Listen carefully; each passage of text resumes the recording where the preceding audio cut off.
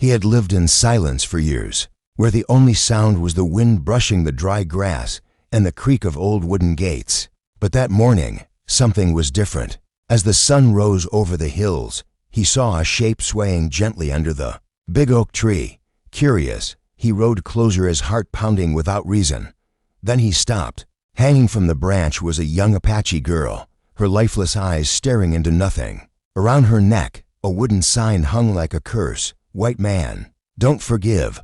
The ground beneath her was disturbed, as if there had been a struggle. Her hand, tightly closed, held something. This was no suicide. This was a warning. But to whom and why? The rancher didn't know her name.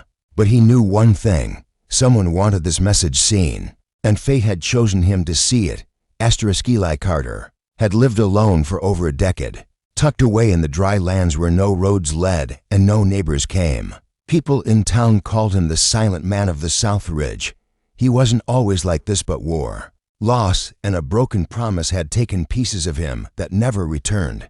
His wife died young. Their child never came, and whatever remained of his soul was buried with them. He kept to himself, spoke only when necessary, and trusted no one, not even God. His days were spent fixing fences, feeding cattle, and staring at sunsets that reminded him of everything he'd lost. But on one quiet morning, as he walked the southern edge of his land with a tin cup in hand, he saw something strange in the distance, something that didn't belong. A shadow under the old oak tree, and in that moment, silence was broken. Forever, he stepped closer, boots crunching dry leaves beneath him, the morning air heavier with each breath. The oak tree stood tall like a sentinel guarding a secret, and what hung from its lowest branch was no illusion. A girl, a native girl, maybe 17, suspended by a rough rope that bit into her fragile neck. Her hair, tangled and dusty, fell across her bruised face. Her feet dangled lifeless above the dirt, toes stained with dried blood. Her dress was torn at the hem, one sleeve ripped, skin scratched as if she'd fought. But what caught Ellie's eye wasn't just the girl, it was the wooden sign, nailed to the branch above her head. It swayed slowly in the breeze, creaking like a whisper. Carved into it with crude, uneven letters were 5 chilling words. "White man don't forgive." Eli froze. His breath caught in his throat as a rush of memories hit him, faces of men he'd seen in war, screams of women he couldn't save, the sound of his wife's last breath in that hospital bed. But this was different. This was now his. Hands, though calloused and rough, trembled as he moved toward the body. His eyes scanned the area. No footprints, no horse tracks, no sign of anyone else. Just silence, cold and cruel. The girl's body twisted slightly with the wind, and something in her posture struck him as wrong. Her right hand, it wasn't relaxed. It was clenched, tight, like she had held onto something in her final moment. He stepped forward, reached up carefully, and with a quick pull of his pocket knife, he cut the rope. Her body dropped into his arms like a sack of bones. Light, too light. He gently laid her down on the dry grass, her head resting against his worn coat. His fingers moved to her hand, still clenched, still stiff. He pried it open, slow and steady. Inside was a piece of torn cloth, bright red and soaked in blood. Not hers. The color was too dark, too thick. Eli recognized it instantly. It was cavalry uniform fabric. He had seen that same shade during the raids decades ago. His stomach turned. This wasn't suicide. This was a warning, a message wrapped in murder. And someone had made sure he would be the one to find it. Why here? Why now? Who was she running from? And what did she know that was worth killing her? Eli looked around again, heart racing, eyes scanning every tree, every rock. He was alone, but he no longer felt safe. The past he had buried for years had just come knocking again, only this time it wore the face of an innocent girl, silenced beneath a tree that now felt cursed. Whatever happened next, he knew one thing for sure. The sign wasn't just meant for anyone, it was carved for him. Eli stared at the torn piece of uniform in her hand, but something else caught his eye. Tucked beneath her clenched fingers, barely visible between blood and dust, was a small scrap of burned paper. He gently pulled it out. The edges blackened, the center still intact. Only 2 words remained. "Help me." His breath caught again. This time not in shock but in recognition. He had seen her before, 3 days ago. It was just before dusk when he'd gone to the ridge to check on a broken fence. From the distance, he saw a figure small, fast, moving like the wind through the brush. Behind her, 2 riders, both armed, both yelling. She looked back once, eyes wide with terror. Before disappearing into the trees, Eli had paused, hand on his rifle, but didn't lift it.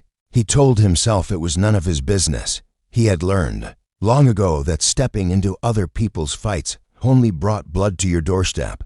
So, he turned away. Now she lay dead at his feet, and the guilt felt heavier than her body had in his arms. He looked down at the note again.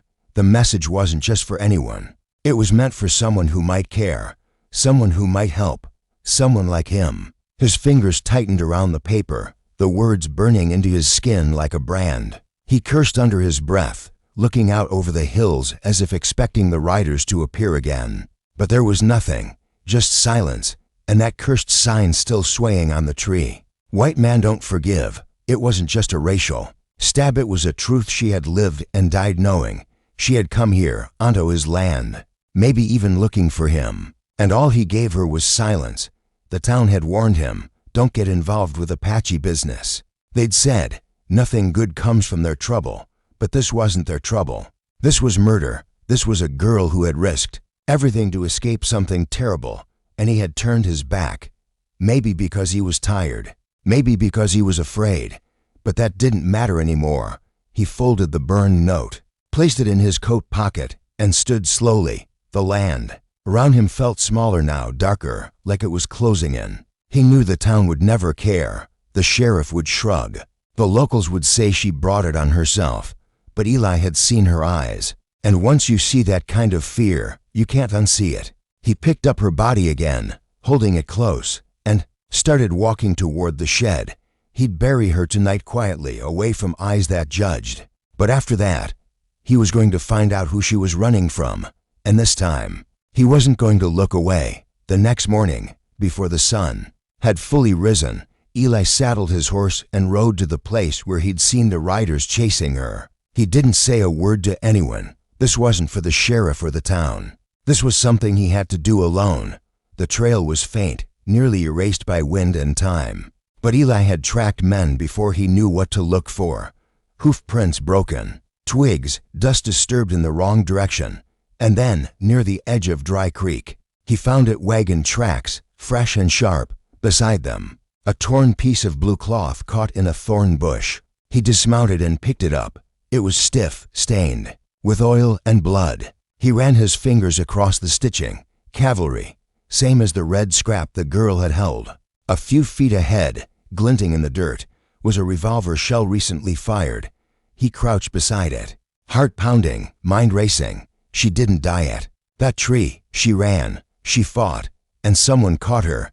He stood there for a long time, staring at the dry earth, piecing together the story. She had seen something, maybe heard voices around a fire, whispers of stolen deeds, maps, forged names. This land wasn't just empty dirt. To some men it was money, power, and greed wrapped in government lies.